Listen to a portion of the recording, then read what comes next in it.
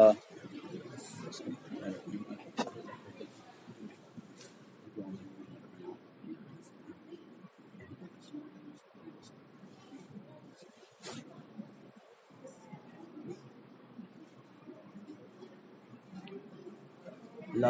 حول ولا قوة إلا بالله العلي العظيم. أعوذ بالله السميع العليم من الشيطان الرجيم. بسم الله الرحمن الرحيم. الحمد لله الذي هدانا لهذا وما كنا لنهتدي لولا أن هدانا الله. لقد جاءت رسل ربنا بالحق والصلاة والسلام والتحية والإكرام على رسول الثقلين محبوب رب المغربين والمشرقين جد الحسن والحسين أبي القاسم محمد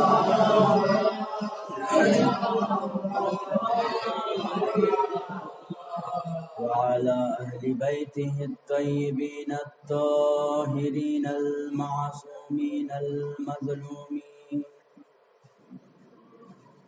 ولعنة الله على أعدائهم أجمعين من الآن إلى قيام يوم الدين.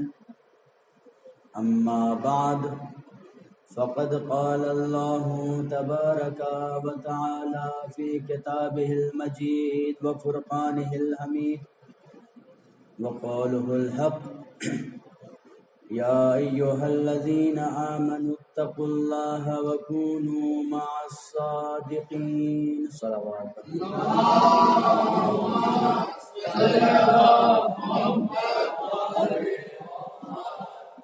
معزز سامعین، حاضرین مجلس، خداوند عالم اپنی پاک و پاکیزہ کتاب میں ارشاد فرما رہا ہے کہ اے ایمان لانے والوں، تقوی الہی اختیار کرو اور سچوں کے ساتھ ہو جاؤ. سورہ توبہ کی 119ویں آیت ہے کہ جس میں خداوند عالم نے سچوں کے ساتھ ہو جانے کا حکم دیا. میرے عزیزو، جیسا کہ ابھی میں نے صبح میں تقریر میں یہ کہا تھا، عرض کیا تھا کہ سورہ توبہ کی تبلیغ کے لیے کسی اور کو بھیجا گیا تھا، لیکن بعد میں رسول اللہ نے خدا کے حکم کے مطابق مولائے متقیان کو بھیجا کہ اے علی، جاؤ، جانے کے بعد سے ان سے وہ سورہ لے لو اور تم خود جا کر کے اس کی تبلیغ کرو، مکہ میں جا کر کے اس کا پیغام پہنچاؤ. کیونکہ یہ پوری کی پوری جو سورہ ہے، سورہ توبہ جس کو سورہ برات کہتے ہیں، یہ پوری کی پوری سورہ کافرین اور منافقین کی رد کے لیے آئی ہے، ان کی سرزنش کرنے کے لیے آئی ہے، ان کی ناک کو رگڑنے کے لیے آئی ہے. مکہ میں اہل مکہ نے رسول اسلام کے ساتھ اور اسلام کے ساتھ کیا کیا وہ آپ بہتر جانتے ہیں کہ جس کی وجہ سے رسول اسلام کو مکہ چھوڑ کر کے مدینہ بسانا پڑا. کتنا زیادہ پریشان کیا ہوگا کہ مسلمین کو ہجرت کرنا پڑ گیا. بھائی معمولی بات نہیں ہے ہجرت کر جانا. آپ کسی ایک شہر سے، آج تک آپ نے کسی کو دیکھا نہیں ہوگا کہ کسی کو اس طریقے سے پریشان کیا جائے کہ وہ بیچارہ شہر چھوڑ کر کے بھاگنے پہ مجبور ہو جائے. اس لیے تصور ہم اور آپ نہیں کر سکتے ہیں کہ کس طریقے سے پریشان کیا ہوگا. ہاں اتنا سوچ سکتے ہیں کہ ایک حد ہو گئی ہوگی آلام و مصائب کی کہ جس کے بنا پر تمام کے تمام اصحاب رسول کو مکہ کو چھوڑ کر کے مدینہ بسانا پڑا. اور ایک دو آدمی تو ہیں نہیں، رسول اسلام اور رسول اسلام کے صحابہ ہیں ان کی تعداد بہت زیادہ ہے، سب کو چھوڑنا پڑ رہا ہے، مکہ اپنا وطن چھوڑنا پڑ رہا ہے، چھوڑ کر کے جا کر کے مدینہ بس آ رہے ہیں۔ تو جو کفار تھے، جو مشرکین تھے، ان کی سرزنش کے لیے خداوند عالم نے سورہ توبہ کو نازل کیا۔ اچھا، اب اصحاب رسول اسلام میں بھی جو لوگ موجود تھے وہ سارے کے سارے کون تھے؟ ان کا دین، پہلے کا دین کیا تھا؟ یا تو کفر کا دین تھا یا شرک کا دین تھا۔ پہلے وہ سب کے سب کافر تھے، سب کے سب وہی اول و حبل والے تھے، درود بر حبل، درود بر حبل، حبل کی پوجا کرنے والے، عزا کی پوجا کرنے والے، جو کہتے تھے لنا عزا ولا عزا لکم، ہمارے پاس عزا ہے تمہارے پاس عزا نہیں ہے، تو سب وہی تھے۔ اب ظاہر سی بات ہے کہ انسان اگر کسی چیز سے پہلے محبت کرتا ہو اور اس کو اپنا خدا مانتا ہو اور بعد میں اس کو چھوڑ دے، ترک کر دے، اور پھر اسی کو وہی پیغام دیا جائے کہ جس کی تم پہلے عبادت کر چکے ہو، جا کر کے تم اس کو سرزنش کرو، اس کو برا بھلا کہو، تو کیا انسان کر پائے گا؟ اتنی صلاحیت ہے اس کے اندر کہ جا کر کے میں پہلے دن اسی دن پہ تھا، اب جا کر کے مجھے اس دن کو برا کہنا ہے، تو کہہ پائے گا؟ اچھا، ممکن ہے کہ کوئی نہ کوئی کہہ بھی دے، لیکن کہیں نہ کہیں کہنے میں وہ پیار اور وہ محبت جو پہلے تھی وہ ضرور آ جائے گی۔ جس انداز سے سرزنش کرنا چاہیے اس انداز سے کوئی سرزنش کر نہیں پائے گا۔ رسالت مآب کی نگاہوں میں یہ بات تھی، اللہ کی نگاہوں میں یہ بات تھی، اس لیے خداوند عالم نے فرمایا کہ اے میرے رسول، سورہ برات کی تبلیغ کے لیے ایک ایسے انسان کو بھیجو کہ جس نے کبھی بت کے سامنے پیشانی نہ جھکایا ہو۔ تو ایسا ہے کون؟ کس کو تلاش کیا جائے کہ ایسا کون ہے کہ جس نے پیشانی تک نہ جھکایا ہو؟ تو عزیزان محترم، تاریخ میں جب دیکھنا شروع کیا تو پیشانی تو جھکانا دور، خانہ کعبہ میں ولادت ہوئی، جب خانہ کعبہ میں ولادت ہوئی، خانہ کعبہ سے باہر آئے، تیسرے دن باہر آئے، 3 دن تک آنکھیں تک نہیں کھولی، کھول کر کے بتا رہے ہیں یا رسول اللہ میں نے خانہ کعبہ میں آنکھ بھی نہیں کھولی، کیونکہ میں چاہتا تھا کہ پہلا دیدار اگر علی کرے تو وہ رسالت مآب کے چہرے کا دیدار کرے، علی کو گوارا نہیں تھا کہ بتوں کو دیکھے۔ میرے عزیزو، علی کو گوارا نہیں تھا کہ بتوں کو دیکھے۔ تو تبلیغ برات، سورہ برات کی تبلیغ بھی ایک ایسے کو دی جائے کہ جس نے کبھی بتوں کی محبت اس کے دل میں ایک لمحے کے لیے بھی نہ آئی۔ کون تھا؟ مولا متقیان تھے۔ آپ گئے، جانے کے بعد سے آپ نے سورہ برات پہنچائی۔ اچھا، ایک بات اور ہے، جس آیت کی میں تلاوت کر رہا ہوں مسلسل اس عشرے میں جو ہے تلاوت کا شرف حاصل کر رہا ہوں، وہ کیا ہے؟ یا ایھا الذین آمنوا اتقوا اللہ وکونوا مع الصادقین، اے ایمان لانے والو تقوی الہی اختیار کرو اور کس کے ساتھ ہو جاؤ؟ سچوں کے ساتھ ہو جاؤ۔ تو بھائی اگر کوئی انسان زندگی بھر جھوٹ بولتا ہو اور جا کر کے وہ سچوں کے ساتھ ہو جاؤ، سچوں کے ساتھ ہو جائے، لوگوں کو بولتا رہے، کیا اثر کرنے والا ہے؟ کوئی تھا سچا سوائے مولا متقیان کے، سوائے رسول اللہ کے؟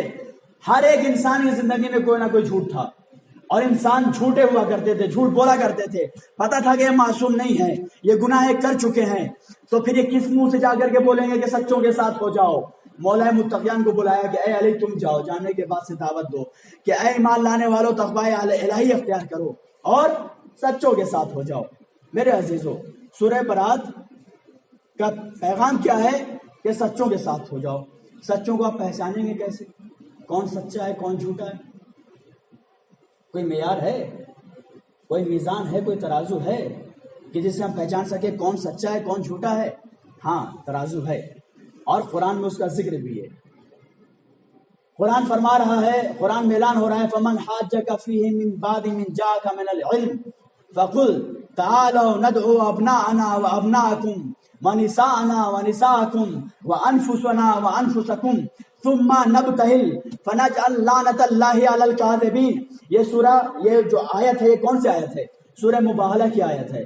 یہ اس آیت کو آیہ مباہلہ کہا جاتا ہے۔ آیہ مباہلہ یعنی ایک دوسرے کے اوپر لعنت کرنا، ایک دوسرے کے اوپر بددعا دینا کہ اللہ اپنی رحمت تیرے اوپر سے اٹھا لے. تو آیت کا ترجمہ کیا ہے؟ فمن حاجک فیہ من بعد ما جاءک من العلم. اے محمد آپ کے پاس علم آ جانے کے بعد بھی اگر کوئی آپ سے بے تکی باتیں کرے اور جو ہے بے مطلب کی دلیلیں پیش کرے، فقل تو آپ کہہ دیجئے تعالو تم لاؤ ابناءنا و ابناءکم، تم اپنے بچوں کو لاؤ ہم اپنے بچوں کو لاتے ہیں، تم اپنی عورتوں کو لاؤ ہم اپنی عورتوں کو لاتے ہیں، تم اپنے نفسوں کو لاؤ ہم اپنے نفسوں کو لاتے ہیں. اور پھر جمع ہونے کے بعد سے ایک دوسرے کے اوپر لعنت کرتے ہیں اور کاذبین کے اوپر، جھوٹوں کے اوپر لعنت قرار دیتے ہیں. تو پتا چلا کہ اگر صادقین کو پہچاننا ہے تو کاذبین کو پہچاننا پڑے گا کہ کاذبین کون ہیں، کیونکہ الاشیاء تعرف باضدادها، یہ ایک مقولہ ہے کہ چیزیں اپنی ضدوں سے پہچانی جاتی ہیں. اگر آپ کو آسمان کو پہچاننا ہے تو زمین کو پہچان لیجئے، تو آپ کو پتا چل جائے گا کہ آسمان ایک بلند چیز کا نام ہے. اگر آپ کو سفیدی کو پہچاننا ہے تو سیاہی کو پہچان لیجئے. آپ اگر سیاہی کو پہچان گئے تو آپ سمجھ جائیں گے کہ سفیدی کیا ہوتی ہے. اگر آپ کو نور کو پہچاننا ہے تو اندھیرے کو پہچان لیجئے، آپ سمجھ جائیں گے کہ نور کیا ہوتا ہے. اگر آپ جو ہے پیاس کو پہچاننا چاہتے ہیں تو پانی کو پہچان لیجئے، آپ کو پیاس سمجھ میں آ جائے گی. اگر آپ بھوک کو پہچاننا چاہتے ہیں تو آپ کھانا کو پہچان لیجئے، تو آپ کو سمجھ میں آ جائے گا کہ بھوک کیا ہوتی ہے. یعنی کہ چیزیں اپنے ضدوں سے پہچانی جاتی ہیں، جو چیز اس کے اپوزٹ ہے اس کے ذریعے سے پہچانی جاتی ہیں. صادقین کو پہچاننا ہے تو ہمیں کاذبین کو پہچاننا ہوگا. اب یہ سورہ آیہ مباہلہ ہے، آیہ مباہلہ نازل ہوئی. آیہ مباہلہ میں ہوا کیا تھا؟ رسول اسلام کا مقابلہ کس سے تھا؟ عیسائیوں سے تھا، نجران سے تھا. وہ کہہ رہے تھے کہ ہم آپ کی رسالت کے اوپر ایمان نہیں لاتے ہیں، ہم آپ کی باتوں کو نہیں مانتے ہیں. ایک سوال بھیجے، میں اس کے جو ہے آگے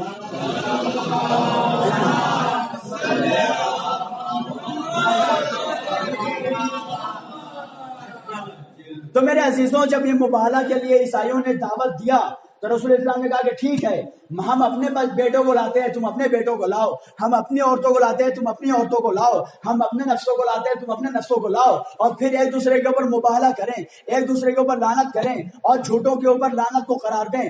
لیکن میرے عزیزوں، اب جب دوسرے دن رسول رسالت مآب اپنے گھر سے چلے ہیں تو یہودیوں نے عیسائیوں نے دیکھا کہ کیا دیکھا کہ رسول اسلام کس کو لا رہے ہیں. عیسائی رات بھر سوچتے رہے کہ شاید رسول اپنی امت سے کسی کو لے کر کے آئیں. اگر رسول جھوٹا ہوگا، نعوذ باللہ، اگر رسول جھوٹا ہوگا، اپنے دعوے میں جھوٹا ہوگا تو کیا کرے گا؟ اپنے گھر والوں کو کبھی لے کر کے نہیں آئے گا، کیونکہ لعنت کرنے کا مرحلہ ہے، کیونکہ جھوٹوں کے اوپر لعنت کرنے کا مرحلہ ہے. کوئی انسان نہیں چاہتا ہے کہ اس کے گھر والوں کے اوپر لعنت کی جائے. تو اگر رسول جھوٹے ہوئے تو اپنے گھر والوں کو لے کر کے نہیں آئیں گے. لیکن جب صبح کو دیکھا، کیا دیکھا کہ آگے آگے رسول اللہ ہیں، انگلی پکڑے حسن ہیں، آغوش میں حسین ہیں، پیچھے فاطمہ ہیں، ان کے پیچھے علی ہیں. رسول نے کیا کہا تھا کہ تم اپنے بیٹوں کو لاؤ، ہم اپنے بیٹوں کو لاتے ہیں. بیٹوں کی جگہ رسول نے حسن حسین کو لیا. کیا کہا تھا؟ تم اپنی عورتوں کو لاؤ، ہم اپنی عورتوں کو لاتے ہیں. عورتوں کی جگہ کس کو لیا؟ فاطمہ زہرا سلام اللہ علیہا کو لیا. پھر رسول اسلام نے کیا فرمایا؟ تم اپنے نفسوں کو لاؤ، ہم اپنے نفسوں کو لاتے ہیں. نفسوں کی جگہ رسول اسلام کس کو لے کے جا رہے ہیں؟ علی مرتضیٰ کو لے کر کے جا رہے ہیں. جب عیسائیوں نے دیکھا کیا رہے یہ تو پورے کے پورے اہل بیت ہیں، تو انہوں نے کہا کہ یا رسول اللہ ہم مباہلہ نہیں کر سکتے کیونکہ میں ان چہروں کو دیکھ رہا ہوں کہ اگر یہ پہاڑ کو اشارہ کر دے تو پہاڑ اپنے مرکز سے ہٹ جائے. صلوات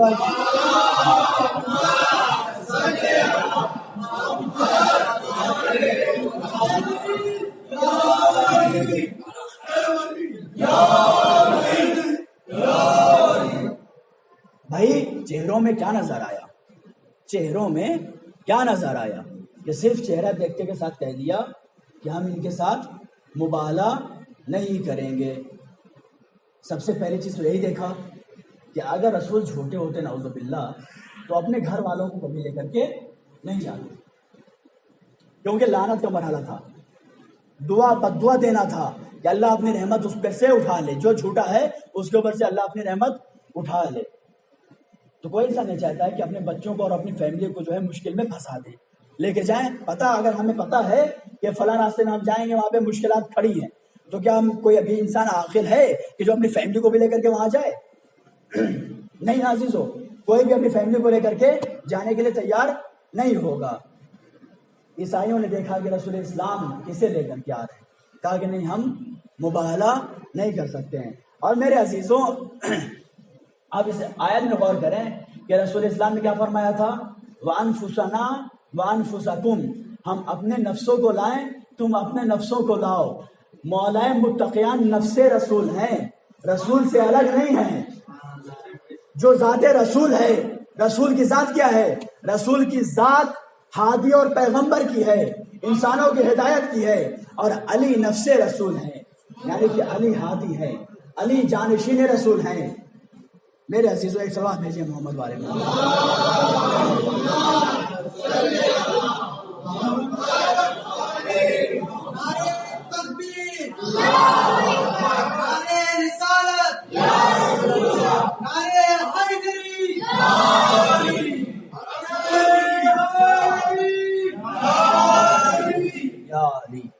میرے عزیزوں، آج جو ہے ہم چوتھی محرم میں داخل ہو رہے ہیں اور شب لگ چکی ہے چوتھی کی، اور چوتھی محرم جو ہے مخصوص ہے، جیسا کہ شہادت تو ساری کی ساری کربلا میں عاشور کے دن ہوئی ہے، لیکن ہم ہندوستانیوں اور پاکستانیوں نے ایک ایک تاریخ کو مخصوص کر دیا ہے تاکہ ایک ایک تاریخ میں ایک ایک اصحاب اور ایک ایک اہل بیت میں سے کسی نہ کسی کو جان سکیں، پہچان سکیں، اور ان کے مصائب کو یاد کر کے ہم گرجا کر سکیں۔ آج کی تاریخ جس ذات سے مخصوص ہے وہ امام حسین علیہ السلام کے دوست حبیب ابن مظاہر۔ حبیب ابن مظاہر، حبیب یعنی ہوتا ہے دوست، حبیب کا معنی ہی ہوتا ہے دوست۔ کتنا اچھا نام تھا کہ کتنی اچھی اور کتنی بابرکت ذات کے وہ حبیب بنے۔ نام بھی حبیب ہے اور کام بھی حبیب کا ہے۔ حبیب ہیں کون؟ حبیب ابن مظاہر امام حسین علیہ السلام سے سن میں بڑے ہیں، سن میں بڑے ہیں، لیکن اصحاب رسول اللہ میں سے ہیں، اور رسول اللہ اسلام کو انہوں نے جو ہے درک کیا ہے، ان کا زمانہ درک کیا ہے۔ رسول اسلام نے ان کو جو ہے پیار کیا، نوازش کیا، کہ میں آ کے تفصیل میں اس کو بیان کروں گا کیا پیار کیا۔ اور امیر المومنین نے اپنے دوران خلافت ایک جو ہے پولیس تشکیل دی، ایک پولیس بنایا جس کا نام رکھا شرطۃ الخمیس، جمعرات کی پولیس، جمعرات کے سپاہی، شرطۃ الخمیس۔ اس میں مولائے متقیان نے سب سے معتمد ترین جو افراد تھے ان کو رکھا تھا، اور کوئی باہر کا نہیں تھا۔ مولائے متقیان کو جس کے اوپر بھروسہ تھا کہ ہاں یہ اچھا انسان ہے، یہ ہمارا معتمد ہے، یہ ہمارا بھروسہ مند انسان ہے، صرف اسی کو اپنے شرطۃ الخمیس میں رکھا تھا۔ ان میں سے ایک حبیب ابن مظاہر تھے۔ حبیب ابن مظاہر کی ذات کیا ہے پتہ ہے آپ کو؟ حبیب ابن مظاہر اور میثم تمار یہ اصحاب امیر المومنین، یہ وہ ہیں کہ جن کو امیر المومنین نے علم انصاب اور علم منایا عطا کیا ہے۔ علم انصاب و علم منایا عطا کیا ہے، ان کو پتا تھا کہ فیوچر میں کیا ہونے والا ہے۔ ملاحظہ کریں گے، جناب میثم تمار ہیں اور جناب حبیب ابن مظاہر ہیں، کچھ لوگ کھڑے ہوئے، ادھر سے میثم تمار آ رہے تھے اور ادھر سے حبیب ابن مظاہر جا رہے تھے۔ جب دونوں کا آمنا سامنا ہوا تو ایک مرتبہ حبیب نے کہا کہ اے میثم، میں دیکھ رہا ہوں کہ تمہیں جو ہے عمر کے گھر پہ سولی پہ چڑھا دیا جائے گا، علی ابن ابی طالب کی محبت میں، علی کی محبت میں تمہیں سولی پر چڑھا دیا جائے گا اور تم علی کی محبت میں شہید کر دیے جاؤ۔ کیسے علم ہو گیا یہ حبیب کو علم کیسے آ گیا؟ میثم تمار بھی کم نہیں تھے، انہوں نے کہا کہ اے حبیب، میں بھی دیکھ رہا ہوں تم کو کہ تم حسین کی محبت میں کربلا میں شہید کر دیے جاؤ گے۔ بہت پہلے کی بات ہے، کربلا کا بھی وہم و گمان میں نہیں تھا۔ جو وہاں لوگ کھڑے تھے انہوں نے کہا کہ تم پاگل ہو گئے کیا؟ نعوذ باللہ نعوذ باللہ، کیا اٹھ پٹانگ باتیں کر رہے ہیں، ایک دوسرے کی موت کی خبر دے رہے ہیں۔ جب تک دیکھا کہ ادھر سے رشید حجری آ رہے ہیں، کہا کہ اے رشید یہاں آئیے۔ کہا کیا ہوا؟ کہا کہ اما ابھی دو آدمی یہاں پہ تھے اور دونوں اٹھ پٹانگ باتیں کر رہے تھے، جھوٹ بول رہے تھے۔ کہا کیا ہوا؟ کہا کہ ایک کہہ رہا تھا کہ تم ایسے ایسے قتل کیے جاؤ گے اور دوسرا کہہ رہا تھا کہ تم ایسے ایسے قتل کیے جاؤ گے۔ رشید نے کہا کہ ان کا نام کیا تھا؟ رشید بھی اصحاب امیر المومنین میں سے ہیں. ان کا نام کیا تھا؟ کہا کہ ان کا نام ایک تو میسم تھا، دوسرا حبیب ابن مظاہر تھے. تو کہا کہ اچھا ہاں تو اس بارے میں تو مجھے بھی علم ہے. کہا کیا؟ کہا کہ جو شخص حبیب ابن مظاہر کے سر کو کوفہ لے کے جائے گا وہ صرف 1000 درہم کے لیے لے کے جائے گا. ان لوگوں نے کہا کہ اے رشید، اما ہم نے تم سے شکایت کرنے کے لیے تم کو بلایا ہے، تم تو اور باریکیاں بتا رہے ہو. رشید ہم جو تم سے شکایت کرنا چاہ رہے ہیں، تم تو اور جو ہے باریک چیزیں بتا رہے ہو. یہ علم اصحاب امیر المومنین کہ جس کو مولا نے علم عطا کیا. اما بھائی علم عطا کرے کیوں نہ کرے، ہے کون علی؟ علی باب العلم ہے، علی رسول اسلام شہر علم ہے.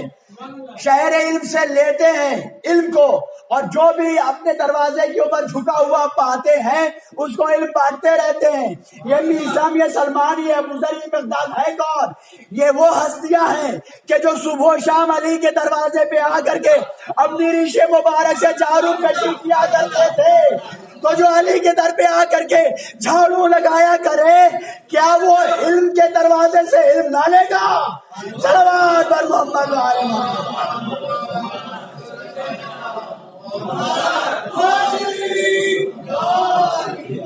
کے ساتھ دل بولا، کے ساتھ دل بولا، زمین بولی فلک بولا،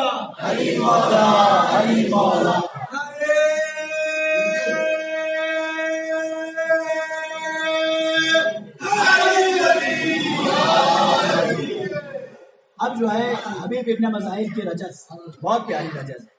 اس میں انہوں نے جو ہے مولا کے اصحاب امام حسین علیہ السلام کی 6 خصوصیتیں بیان کی ہیں یا 5 خصوصیت بیان کی ہیں. فرماتے ہیں انا حبیب و ابی مظاہر لنحن ازکا منکم و اطہر وانتم اعد عدۃ و اکثر ونحن اعلی حجۃ و اظہر وانتم عند الوفاء اغدر ونحن اوفى منكم واصبر. آپ نے رجز سن لیا، اب اس کا انشاءاللہ مفہوم سنیے. آج اور کل میں اس کا مفہوم سناؤں گا، اس کی تشریح کروں گا. کتنی خوبصورت عبارت فرمایا ہے حبیب ابن مظاہر نے. کہتے ہیں کہ انا حبیب و ابی مظاہر، میں حبیب ہوں اور میرا باپ مظاہر ہے، میں مظاہر کا بیٹا حبیب ہوں. لنحن ازکا منکم واطہر، بتحقیق ہم تم سے زیادہ جو ہے زکی ہیں اور تم سے زیادہ پاک ہیں. پہلے ہی بیت میں بتا دیا کہ تم سب کے سب نجیس ہو. ہم اطہر ہیں یعنی کہ ہم زیادہ طاہر ہیں. مطلب کیا ہوا؟ یعنی کہ اب جو ہمارے مقابل میں کربلا کے میدان میں جتنے کھڑے ہیں سب نجیس ہیں. طاہر کون ہے؟ حسین کا ساتھ دینے والے طاہر ہیں. لنحن ازکا منکم، یعنی کہ میں نہیں کہا، حبیب ابن مظاہر نے صرف اپنی تعریف نہیں کی ہے کہ میں اطہر ہوں، بلکہ اصحاب امام حسین علیہ السلام کی کیفیت بیان فرماتے ہیں. لنحن ازکا منکم، ہم تم سے زیادہ زکی ہیں، واطہر، اور تم سے زیادہ طیب و طاہر ہیں. کیوں طیب و طاہر ہیں؟ کیونکہ ہم ایک ایسی شخصیت کا جو ہے دفاع کر رہے ہیں کہ جس کے بارے میں خدا نے ارشاد فرمایا انما یرید اللہ لیذھب عنکم الرجس اہل البیت ویطہرکم تطہیرا، کہ جس کے بارے میں خداوند عالم نے آیت تطہیر نازل کی. یہ کون ذاتیں ہیں؟ یہ حسین کون ہے؟ حسین وہ ہے کہ جو پنجتن میں سے ایک ہے. حسین کون ہے؟ جو اصحاب قصہ میں سے ایک ہے. اصحاب قصہ میں سے ایک ہے. رسول اسلام کو جب ذوق محسوس ہوا تو رسول اسلام کہیں اور نہیں گئے، فاطمہ زہرا سلام اللہ علیہ کی چوکھٹ پر آئے. آنے کے بعد سے بی بی سے کہا کہ اے فاطمہ، میں ذوق محسوس کرتا ہوں، اپنی چادر لے آؤ. رسول کو بھی اگر ذوق کا مداوع ڈھونڈنا ہو تو بی بی کی چادر کے نیچے آ کر کے پناہ لیتے ہیں. یہ ہے بی بی کی چادر کا شرف. کہا کہ ابھی چادر لاؤ. لایا، بی بی چادر لے کر کے آئیں. رسول اسلام نے چادر کو اوڑھ لیا. اوڑھنے کے بعد سے کہا، آرام کر رہے تھے. اتنی دیر میں، تھوڑی دیر میں امام حسن علیہ السلام آئے، اور آنے کے بعد سے کہا انی اشم عندک رائحۃ طیبۃ کأنها رائحۃ جد رسول اللہ صلی اللہ علیہ وآلہ وسلم. اے مادر گرامی، مجھے خوشبو نبوت محسوس ہوتی ہے کیا نانا یہاں پہ تشریف فرما ہے؟ کہا کہ ہاں بیٹا آپ کے نانا چادر کے نیچے آرام کر رہے ہیں۔ امام حسین امام حسن چادر کے قریب آئے، آنے کے بعد فرمایا اے نانا جان کیا آپ مجھے اجازت دیتے ہیں میں بھی چادر کے نیچے آ جاؤں؟ رسول اسلام نے کہا کہ ہاں بیٹا مجھے اجازت ہے، آ جائیے چادر کے نیچے۔ تھوڑی دیر کے بعد سے امام حسن آئے، امام حسین علیہ السلام آئے، انہوں نے کہا کہ انی اشمو عندک رائحۃ طیبۃ کأنہا رائحۃ جدی رسول اللہ صلی اللہ علیہ وآلہ وسلم۔ اے مادر گرامی میں خوشبو نبوت اور امامت محسوس کرتا ہوں، کیا یہاں پہ نانا رسول اسلام اور بھائی حسن موجود ہیں؟ کہا کہ ہاں بیٹا دونوں چادر کے نیچے آرام کر رہے ہیں۔ امام حسین آئے، آنے کے بعد سے اجازت مانگا، رسول اسلام نے اجازت دی، چادر کے نیچے داخل ہو گئے۔ مولا متقیان آئے، آنے کے بعد سے کہا انی اشم عندک رائحۃ طیبۃ کأنہا رائحۃ اخی رسول اللہ، میں خوشبو نبوت محسوس کر رہا ہوں، میں اپنے بھائی رسول کی خوشبو محسوس کر رہا ہوں، کیا وہ یہاں موجود ہیں؟ کہا کہ ہاں وہ چادر کے نیچے موجود ہیں۔ اے میرے عزیزو اب آپ یہ بتائیے کہ لوگ کہتے ہیں کہ ائمہ کے پاس علم غیب نہیں ہوتا ہے، منکرین کہتے ہیں کہ ائمہ کے پاس علم غیب نہیں ہوتا ہے۔ کیا بات تھی کہ تینوں شخصیتیں آئیں اور تینوں شخصیتیں گھر کے باہر تھی، پہلا آیا تو اس نے کیا کہا انی اشم عندک رائحۃ طیبہ، اس سینٹینس کو جو انسان باہر تھا اس نے کیسے پتا چل گیا؟ اس کو توجہ نہیں کیا آپ نے بھائی۔ جس وقت امام حسن آئے ہیں آنے کے بعد سے انہوں نے کیا کہا انی اشم عندک رائحۃ طیبۃ کأنہا رائحۃ جدی، یہ سینٹینس بولا ہے، یہ جملہ بولا ہے، گھر میں امام حسین موجود نہیں ہے۔ جب امام حسین آئے تو سیم جملہ بول رہے ہیں بھائی۔ امام حسین کو کیسے پتا چل گیا کہ جانے کے لیے اجازت لینے کے لیے وہی جملہ بولنا ہے جو حسن نے بولا تھا؟ بعد میں مولا متقیان آ رہے ہیں، مولا متقیان کو کیسے پتا چلا کہ یہی جملہ حسن نے بھی بولا ہے، یہی جملہ حسین نے بھی بولا ہے؟ بھائی کیسے پتا چل گیا؟ علم غیب نہیں تھا تو پتا کیسے چلا؟ میرے عزیزو توجہ کیا آپ نے، اجازت لیا، چادر کے نیچے آئے۔ پھر فاطمہ زہرا سلام اللہ علیہا چادر کے قریب آتی ہیں، آنے کے بعد سے کہتی ہیں بابا جان کیا مجھے بھی اجازت ہے میں بھی چادر کے نیچے آ جاؤں؟ کہا کہ ہاں بیٹا تم بھی چلی جاؤ۔ جب پنجتن پاک جمع ہو گئے تو جبرائیل سے منظر دیکھا نہ گیا، بہت زیادہ خوش ہو گئے۔ اے میرے معبود پنجتن پاک جمع ہو گئے، کیا تم مجھے اجازت دیتا ہے کہ میں بھی چادر کے نیچے جمع ہو جاؤں؟ اللہ نے کہا کہ میری طرف سے اجازت ہے، اگر رسول اور آل رسول اجازت دے تو داخل ہو جا۔ جبرائیل آسمان سے نیچے آئے اور آنے کے بعد سے کہا یا رسول اللہ کیا مجھے اجازت ہے کہ میں چادر کے نیچے جمع ہو جاؤں، آ جاؤں؟ رسول اسلام نے کہا کہ جبرائیل تو بھی آ جا۔ جب سب کے سب جمع ہو گئے تو جبرائیل کے اندر جبرائیل نے چادر کے اندر آیت سنائی کہ اے رسول اسلام، اے رسول اللہ، اللہ نے مجھے آیت دے کر کے بھیجا ہے انما یرید اللہ لیذھب عنکم الرجس اہل البیت ویطہرکم تطہیرا۔ اللہ یہ ارادہ رکھتا ہے کہ اے اہل بیت آپ سے رجس کو، بالادگی کو، نجاست کو، کثافت کو ایسے ہی دور رکھے کہ جیسا دور رکھنے کا حق ہے، اور آپ کو پاک رکھے جیسا کہ پاک رکھنے کا حق ہے۔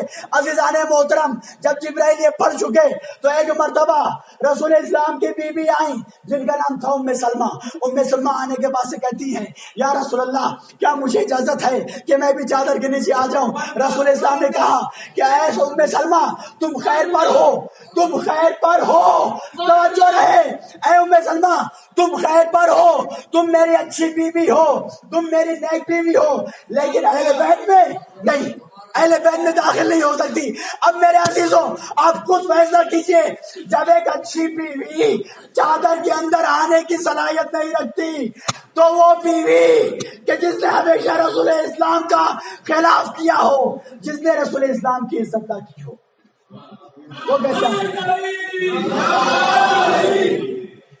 ایک اور سلوات کے ساتھ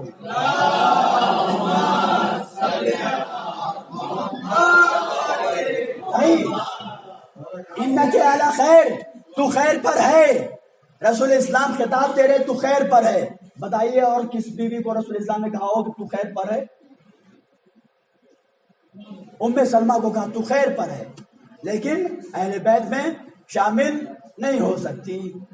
اچھا اہل بیت میں شامل ہونا انساب کے اوپر ڈیپینڈ نہیں ہے، کہ وہ میرے بیٹے ہیں اور میں اہل بیت میں شامل ہوں تو میرے بیٹے بھی شامل ہو جائیں گے. نہیں، اگرچہ ایسا ہے کہ ہر ایک امام کا بیٹا ہی امام ہے، ہر ایک معصوم کا بیٹا ہی معصوم ہے، لیکن یہ انصاب کی بنا پر نہیں ہے، یہ بیٹا ہونے کی بنا پر نہیں ہے، بلکہ ہر ایک امام کی ذاتی طہارت تھی، یہ ہر ایک امام کی ذاتی عصمت تھی کہ جس کی بنا پر وہ جو ہے اہل بیت میں شامل ہونے کا شرف ان کو حاصل ہوا. اب اس کے آگے میں ایک نقطہ بیان کروں گا، ایک بابا سے بلند صلوات کا سہارا دیں.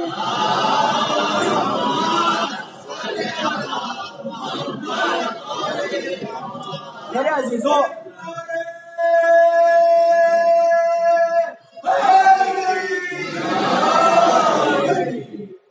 میرے عزیزوں، اب دیکھیے، اگر کوئی انسان سدھر جائے، اچھا ہو جائے تو اہل بیت میں سے ہو جاتا ہے. جناب سلمان فارسی کہاں کے رہنے والے؟ ایران کے رہنے والے، فارس کے رہنے والے. رسول اسلام سے کیا رشتہ ہے؟ کوئی رشتہ نہیں، دور دور کا کوئی رشتہ نہیں ہے. مگر رسول اسلام نے کیا فرمایا؟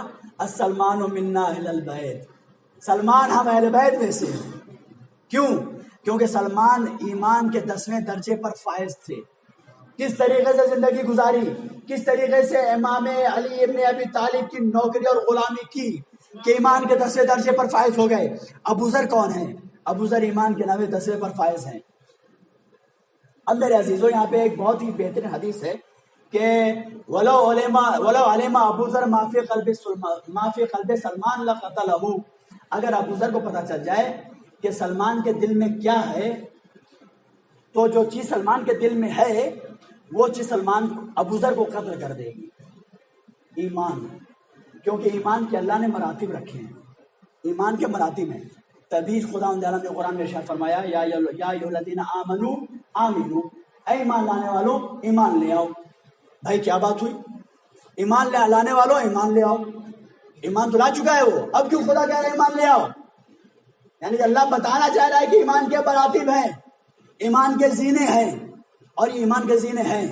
ابو ذر 9ویں درجے پر فائز ہیں، سلمان 10ویں درجے پر فائز ہیں. میرے عزیزوں، یہ حدیث کیا ہے؟ لو علم ابو ذر ما فی قلب سلمان لقتلہ. اب اس کا جو ہے 2 طریقے سے ترجمہ کیا جا سکتا ہے. پہلا ترجمہ کیا ہے؟ اگر ابو ذر کو پتا چل جائے کہ سلمان کے دل میں کیا ہے تو جو چیز دل سلمان میں ہے وہ چیز اتنی عظیم ہے کہ ابو ذر کا قتل کر دیں. ایک ترجمہ یہ. دوسرا ترجمہ یہ، لو علم ابو ذر ما فی قلب سلمان، اگر ابو ذر جان لے کہ سلمان کے دل میں کیا ہے لقتلہ، تو ابو ذر سلمان کو قتل کر دیں گے. ایمان کا درجہ یہ ہے میرے عزیزوں. اور جو حبیب ابن مظاہر کا شعر تھا جو انہوں نے رجز پڑھا ہے، اس کا پیغام کیا ہے؟ اس کا بھی پیغام ایمان کا پیغام ہے. ایمان کے بارے میں بات ہے کہ ایمان میں 5 چیزیں ہونا ضروری ہیں. لَنَحْنُ أَزْكَىٰ مِنكُمْ وَأَطْهَرُ، ہم تم سے زیادہ زکی ہیں، تم سے زیادہ طیب و طاہر ہیں، پاک ہیں. ٹھیک ہے. پھر اس کے بعد کیا فرماتے ہیں؟ انتم عاد عدۃ واکثر، تمہاری تعداد زیادہ ہے، تمہاری تعداد زیادہ ہے. وَنَحْنُ أَعْلَىٰ حُجَّةٍ وَأَظْهَرُ، لیکن ہم کیا ہیں؟ ہم بلند ترین دلیلیں ہیں اور ظاہر ترین دلیلیں ہیں. میرے عزیزوں، سمجھے نہیں آپ؟ حبیب ابن مظاہر سمجھانا کیا چاہ رہے تھے؟ اظہر کو میں آسان لفظوں میں کہہ دوں، اظہر یعنی ظاہر. ظاہر کو تو آپ پہچانتے ہیں نا، جیسے ابھی میں ظاہر ہوں، میں آپ سب کو دکھ رہا ہوں، یعنی میں ظاہر ہوں. ٹھیک ہے. میری روح آپ کو دکھ رہی ہے؟ نہیں دکھ رہی. روح کیا ہوئی؟ ظاہر نہیں ہے. ظاہر یعنی جو دکھے. حبیب ابن مظاہر نے کیا کہا؟ وَنَحْنُ أَعْلَىٰ حُجَّةٍ وَأَظْهَرُ، ہم بلند ترین حجتیں ہیں اور ظاہر ترین ہیں، ظاہر ہیں. ظاہر ہے یعنی کیا بتانا چاہ رہے ہیں حبیب ابن مظاہر؟ حبیب ابن مظاہر بتانا چاہ رہے ہیں کہ گرچہ تم آج تعداد میں زیادہ ہو، تمہاری تعداد زیادہ ہے، لیکن تم سب کے سب فنا ہو جانے والے ہو. اگر قیامت تک کوئی باقی رہے گا تو حسین اور اصحاب حسین رہیں گے. اور یہی آج وجہ ہے عزیزو. آج آپ دیکھ لیجئے کہ حبیب ابن مظاہر کا مزار مل جائے گا، مسلم ابن اوسجہ کی قبر مل جائے گی، نافع بن ہلال کی قبر مل جائے گی، حسین ابن علی کی قبر مل جائے گی، لیکن کہیں یزید کا پتہ نہیں ہے، کہیں عمر سعد کا پتہ نہیں ہے، کہیں شمر ذل جوشن کا پتہ نہیں ہے، کہیں عبید اللہ ابن زیاد کا پتہ نہیں ہے. صلوات بر محمد و آل محمد.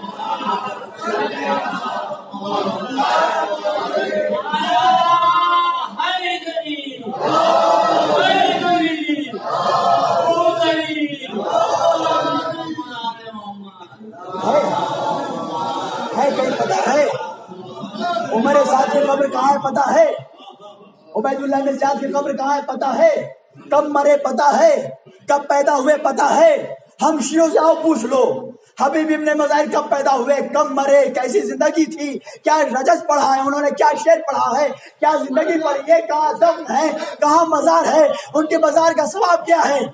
یہی تو ہے اظہر، یہی تو ہے ظاہر۔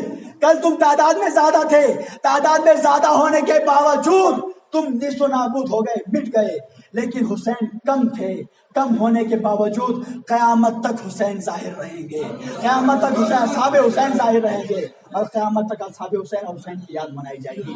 صلوات بر محمد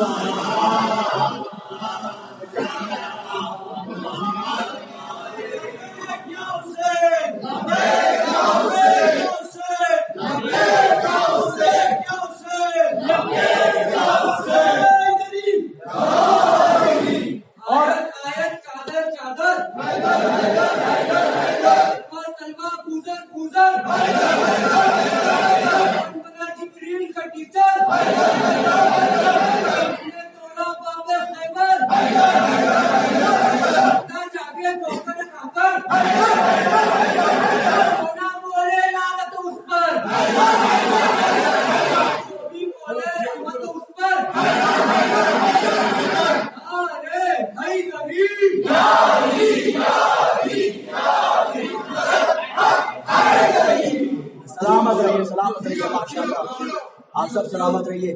اب یہ جو ہے میرے پاس زیادہ وقت نہیں ہے، نہیں تو میں اور جو ہے ایمان کی باتیں کرتا، میں انشاءاللہ بقیہ تقریر کو جو ہے کل کمپلیٹ کر دوں گا۔ آپ سب جو ہے ٹینشن نہ لیجئے، میں بات کمپلیٹ کرنے کا عادی ہوں، میں باتوں کو ادھورا نہیں چھوڑتا ہوں۔ بس یہ ایک آخری شعر کی جو ہے تشریح اور انشاءاللہ رکھتے مسائل۔ آخری مصرع کیا ہے، رجز کا آخری فرمان کیا ہے؟ کہہ رہے ہیں کہ وَأَنْتُمْ، تم کیا ہو، تم سب کیا ہو، وَأَنْتُمْ اغدر، تم سب کے سب غدار ہو، تم سب کے سب دھوکے باز ہو، وعدہ کرنے کے بعد وعدہ کو توڑنے والے ہو۔ وَنَحْنُ أَوْفَىٰ مِنْكُمْ وَأَصْبَرَ، اور ہم لوگ کیا ہیں، ہم وعدہ کر کے وعدہ کو نبھانے والے ہیں اور صابر ترین ہیں، صبر کرنے والے ہیں۔ یہ پورا جملہ پورے کوفے اور پورے شام کی ہسٹری کو کھنگال کے رکھ دینے والا ہے میرے عزیزوں۔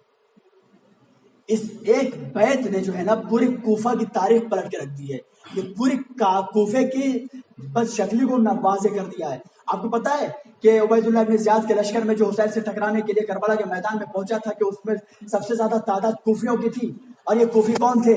جب مسلم بن عقیل گئے بیعت لینے کے لیے تو 18,000 کوفیوں نے بیعت کی ہے، 18,000 کوفیوں نے بیعت کی ہے، اور پھر مسلم سے سب نے وعدہ توڑ دیا، بیعت کی، وعدہ کیا، نصرت کا وعدہ کیا، وعدہ کرنے کے بعد سے وعدے کو توڑ دیا۔ حبیب ابن مظاہر اس چیز کو یاد دلا رہے ہیں کہ تم لوگ دیکھ لو تمہاری اوقات کیا ہے، تم کل وعدہ کرتے ہو اور آج بھول جاتے ہو، اور ہم کون ہیں؟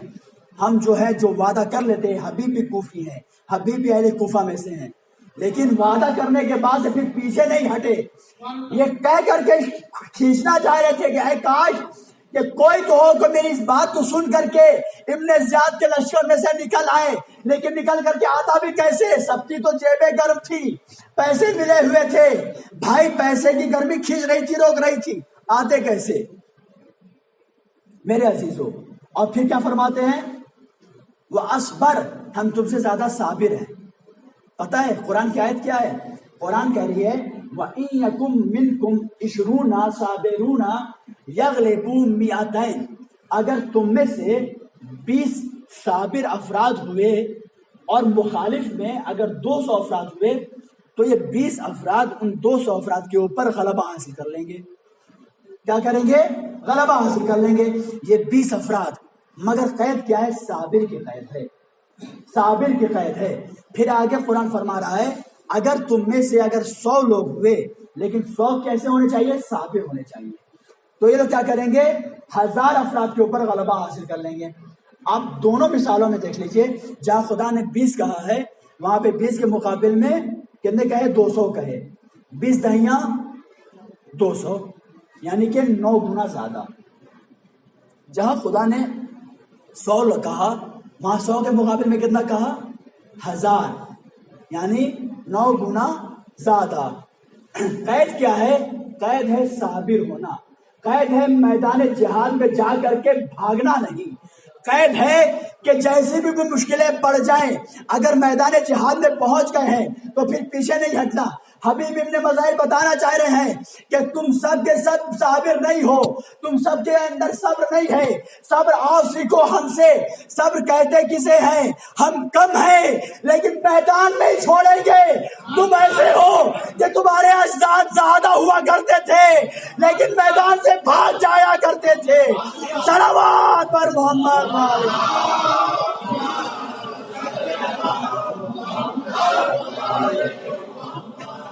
بھائی میرا جملہ ابھی بھی اکثر جو ہے مجمع سمجھ نہیں پایا۔ میرے عزیزوں، یہ جو کوفی آئے ہیں یہ کس کی انتقام لینے کے لیے آئے ہیں؟ کیا فرمایا رجز میں؟ کیا فرمایا؟ میں نے کل رجز پڑھا تھا، یہ کیا ہے؟ آل و حرب شیعت و رحمان و آل و حرب شیعت و شیطان۔ علی کی آل رحمان کی شیعہ ہے اور ابو سفیان کی آل کس کی شیعہ ہے؟ شیطان کی شیعہ ہے۔ یہ جنگ جو کربلا کی جنگ ہے یہ بدر کا نتیجہ ہے، یہ احد کا نتیجہ ہے، یہ علی کی بوس کا نتیجہ ہے۔ علی نے جن جن لوگوں کو بدر میں مارا، جن جن لوگوں کو احد میں مارا، جن جن لوگوں کو خندق میں مارا، یہ سب اس کا بدلہ لینے کے لیے جو ہے تھا۔ اب بدلہ نکالتے تو کیسے نکالتے بھائی؟ جب اسلام کے مقابل میں آئے، بدر میں آئے، ہار کا سامنا کرنا پڑا، احد میں آئے علی کی تلوار سے مرنا پڑا، قتل ہونا پڑا، خندق میں آئے علی سے مار کھانا پڑا۔ یہ ہمیشہ مار کھا کر کے تجربہ کر چکے تھے کہ علی اور اولاد علی کے سامنے جاؤ گے تو جوتے پڑیں گے۔ اب علی کے سامنے جانا ہے تو جائیں کیسے جائیں؟ اسلام کا چولا اختیار کر لیا، مسلمان بن گئے۔ مسلمان بننے کے بعد سے دین کے ساتھ کھلواڑ کرنا شروع کر دیا، دین کو نابود کرنا شروع کر دیا، شراب پینا شروع کر دیا، جوا کھیلنا شروع کر دیا تاکہ اسلام کو نابود کیا جا سکے۔ اور یہ سب کربلا کے میدان میں پہنچے۔ یہ سب کس کی اولاد ہے؟ یہ بدر کے ہارے ہوئے لوگوں کی اولادیں ہیں، یہ خندق کے ہارے ہوئے لوگوں کی اولادیں ہیں، یہ احد کے ہارے ہوئے لوگوں کی اولادیں ہیں۔ اب ان کو کرنا کیا ہے؟ آئیں گے تو کریں گے کیا میرے عزیزوں؟ اس کے علاوہ کیا کر سکتے ہیں کہ اہل بیت کے ساتھ جنگ کریں، حسین کے ساتھ جنگ کریں اور حسین کو شہید کر دیں میرے عزیزوں۔ لیکن آج جو مجھے مصائب پڑھنا ہے وہ حبیب ابن مظاہر کی ذات ہے، حبیب ابن مظاہر کے مصائب کے چند جملے اور پھر انشاءاللہ ختم و دعا۔ حبیب ابن مظاہر صبح ظہر عاشور جب نافع بن ہلال نے کہا کہ مولا ہم نماز پڑھنا چاہتے ہیں تو امام حسین علیہ السلام جماعت کے لیے کھڑے ہوئے۔ حسین بن تمیم نے کہا حسین تمہاری نماز قبول نہیں۔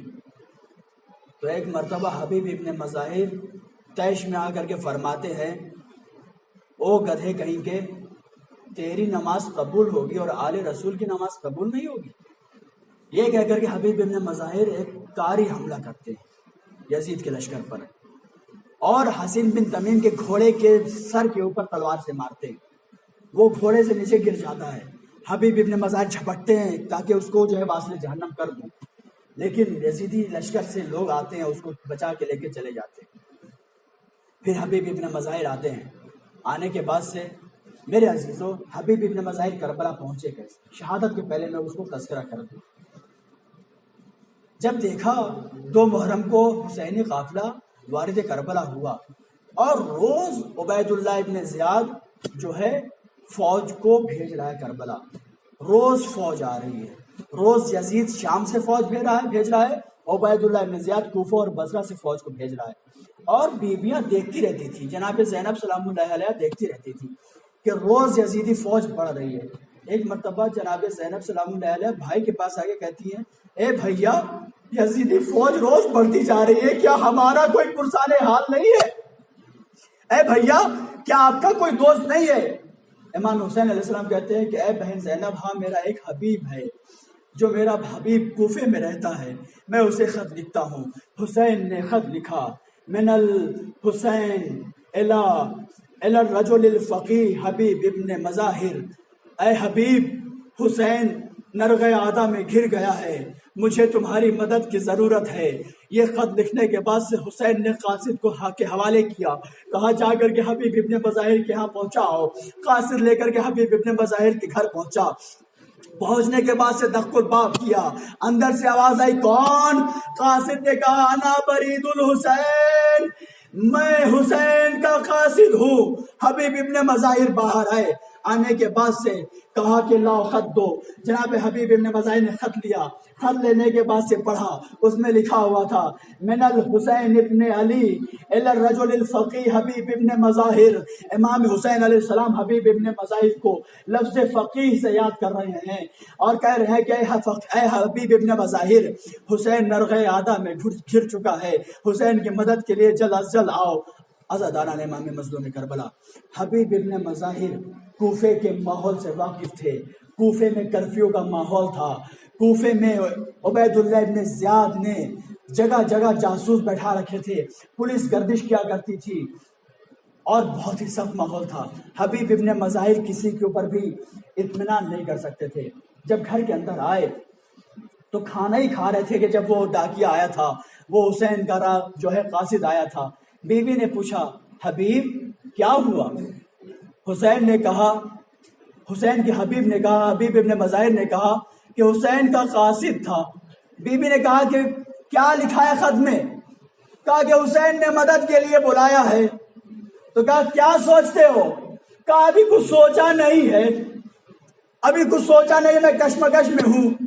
میرے عزیزو، حبیب کی زوجہ نے کہا اے حبیب، رسول اسلام کی حدیث ہے کہ الحسن والحسین سیدہ شباب اہل الجنہ، حسن و حسین جوانان جنت کے سردار ہیں، قاما و قعدا، چاہے وہ قیام کرے چاہے وہ صلح کرے، دونوں جوانان جنت کے سردار ہیں۔ حبیب زہرا کا لال مدد کے لیے بلائے اور تو کشمکش میں رہے۔ عزاداران امام مظلوم کربلا، اتنے میں حبیب ابن مظاہر کے قریبی رشتہ دار آ گئے۔ حبیب ابن مظاہر گھر کے باہر گئے، انہوں نے کہا کہ میں نے سنا ہے کہ تو حسین کی مدد کے لیے جا رہا ہے۔ حبیب ابن مظاہر کوفے کے ماحول سے واقف تھے، اگر ہم بتا دیں گے تو عبید اللہ بن زیاد کے سپاہی آئیں گے، مجھے دستگیر کر لیں گے، مجھے پکڑ لیں گے، قید میں ڈال دیں گے، میں حسین کی نصرت کرنے نہیں جا پاؤں گا۔ حبیب ابن مظاہر نے کہا کہ نہیں، کس نے کہا کہ میں حسین کی مدد کو جا رہا ہوں؟ میں حسین کی مدد کو نہیں جا رہا ہوں۔ ایک مرتبہ جب زوجہ حبیب نے اس بات کو سنا، جب وہ لوگ جا چکے، حبیب گھر میں آئے، ایک مرتبہ حبیب کی زوجہ نے کہا حبیب میں کیا سن رہی ہوں؟ کہا کیا سن رہی ہو؟ تو نے یہ کہا ہے کہ میں حسین کی نصرت کو نہیں جاؤں گا؟ حبیب نے کہا کہ ہاں میں حسین کی نصرت کو نہیں جاؤں گا۔ ایک مرتبہ زوجہ حبیب نے کہا ہے حبیب نواز رسول نرغ آدھا میں گرا ہے اور تو اپنی جان کو بچا رہا ہے۔ حبیب نے کہا کہ نہیں، میں اپنی جان نہیں بچا رہا ہوں، مجھے ڈر ہے کہ تم بیوہ ہو جاؤ گی، میرے بچے یتیم ہو جائیں گے۔ حبیب کی زوجہ نے کہا ہمارا والی و وارث اللہ ہے، تو ہماری فکر نہ کر، ارے تو زہرا کے لال کی فکر کر۔ اے حبیب تجھے اپنے بچوں کی اتنا فکر کہ تیرے بچے یتیم نہ ہو جائیں، تجھے میری اتنی فکر کہ میں بیوہ نہ ہو جاؤں۔ کبھی تو نے رباب کے بارے میں سوچا؟ کبھی تو نے ام لیلا کے بارے میں سوچا کہ وہ بیوہ ہو جائیں گی؟ اے حبیب کیا تو نے علی اصغر کے بارے میں سوچا؟ کیا تو نے علی اکبر کے بارے میں سوچا کہ حسین کے بچے یتیم ہو جائیں گے؟ ہاں زاداران امام مظلوم کربلا، حبیب ابن مظاہر نے کہا کہ میں تو صرف تیرا امتحان لے رہا تھا، کیونکہ ایک ماحول ایسا ہے کہ حبیب کسی کے اوپر بھی بھروسہ نہیں کر سکتا، مجھے میرے آقا کی مدد کے لیے جانا ہے۔ عزاداران امام مظلوم کربلا، ماشاءاللہ آوازیں بلند ہو گئی ہیں، زہرا آپ کی گریہ کو قبول کریں۔ زہرا اپنے رومال کو لے کر کے آپ کے آنسوؤں کو سمیٹتی ہے۔ عزادارو جتنا ہو سکے گریہ کریں، کیونکہ من بکا علی الحسین وابکا تباکا وجبت لہ الجنہ، جو حسین کے اوپر روئے یا رولائے یا رونے جیسا چہرہ بنائے اس پر جنت واجب ہے. اگر آپ رو نہیں سکتے ہیں تو صرف آپ رونے والا چہرہ بنا لیجئے. حسین آپ کی شفاعت کا ثابت ہے. میرے عزیزوں چہرہ بنا لینا بھی کافی ہے. اور ایسے گریہ کیجئے کہ جیسے کسی بڑھیا کا جوان بیٹا اس دنیا سے چلا جائے تو وہ صحیفہ کیسے نوح کرے گی. حسین کے اوپر گریہ کرنے میں شرم نہیں کرو عزیزو. حبیب گھر سے نکلتے ہیں. نکلنے کے بعد سے اپنے غلام سے کہتے ہیں کہ کوفہ کا ماحول بہت خراب ہے, تو گھوڑے کو لے کر کے کوفے کے باہر جا اور میں پیچھے سے آتا ہوں تاکہ کسی کو پتہ نہ چلنے پائے کہ ہم جا کہاں رہے ہیں. حبیب کے غلام نے حکم کی تعمیل کرتے ہوئے گھوڑے کو لے کر کے نکلا, کوفے کے باہر آیا اور آ کر کے انتظار کر رہا ہے. جب انتظار کرتے کرتے بہت دیر ہو گئی اور دیکھا کہ حبیب نہیں آ رہے ہیں تو ایک مرتبہ غلام نے گھوڑے کی پاؤں میں پائے ڈال کر کے کہا, اے اسب وفادار, تو پریشان نہ ہو, تو خیر گھبرا نہیں, تو نہ گھبرانا. اگر میرا آقا نہیں آیا تو یہ آقا کا غلام تجھ پر سوار ہوگا اور حسین کی نصرت کے لیے جائے گا. عزاداران امام مظلوم کربلا اتنے میں حبیب ابن مظاہر آ گئے. حبیب نے اپنے غلام کی اس بین کو سن لیا, اس آواز کو سن لیا. حبیب کو بڑا اچھا لگا. حبیب نے کہا کہ تو نے بہت ہی اچھی بات کی ہے, جا تو آزاد, میں تجھے آزاد کرتا ہوں. غلام نے کہا حبیب ارے جب تک میں تیرا غلام تھا جب تک میں تیرا غلام تھا میں نے کوئی نیک کام نہیں کیا. اب جب آج کے زہرا کے لال پہ قربانی کا وقت آن پہنچا ہے تو مجھے آزاد کر رہا ہے. حبیب میں آزاد نہیں ہونا چاہتا ہوں, میں تیرے ساتھ حسین پر قربان ہونا چاہتا ہوں. ہاں زاداران امام مظلوم کربلا, حبیب اور حبیب کا غلام دونوں چلے, والد کربلا ہوئے. امام حسین علیہ السلام نے استقبال کیا حبیب کا, حبیب کو بلایا, عزت و افتخار سے نوازا. لیکن عزیزو سنو گے کہ اندر بیویوں کا کیا کہنا تھا, بیویوں کی خوشی کا کیا عالم تھا. جناب زینب نے جب سنا ہے کہ بھائی حسین کا دوست حبیب ابن مظاہر آیا ہے تو زینب نے ماں کی قریب فضہ کو بلایا, کہا ہے فضہ میں نے سنا ہے کہ حبیب ابن مظاہر آئے ہیں. کہا حبیب ابن مظاہر آئے ہیں. جناب زینب نے کہا کہ فضہ جا کر کے حبیب کو میرا سلام پہنچا دے. عزیزو آپ یہ جملہ غور سے سننا اور جتنا ہو سکے اس جملے کے اوپر گریہ کر لینا. جناب فضہ آئی در خیمہ پر آنے کے بعد سے کہا, اے حبیب زہرا کی لاڈلی کا سلام قبول ہو. ایک مرتبہ حبیب نے جب یہ سنا کہ زہرا کی لاڈلی مجھے سلام کر رہی ہے, اماں کو اتار کر کے پھینکا, چہروں کو پیٹ لیا. آج اولاد زہرا پر یہ وقت آن پہنچا ہے کہ نبی ذاتیہ غلام زادوں کو سلام کرے.